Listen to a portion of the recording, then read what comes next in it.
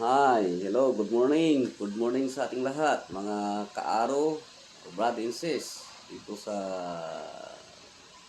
ah, San Carlos, buong Pangasinan. Ay binabati po kayo ng happy Valentine ngayong February. Today is a happy Valentine's sa ating lahat, mga kaaro. At yung mga ano dyan, yung mga nagmamahalan dyan. O, sige. Yung may mga partner. Eh, ako wala. At binati ko na ang misis ko ngayong umaga ng Happy Valentine's. Brother sis kabarangay, kaaro, Happy Valentine's sa ating lahat. Bye-bye!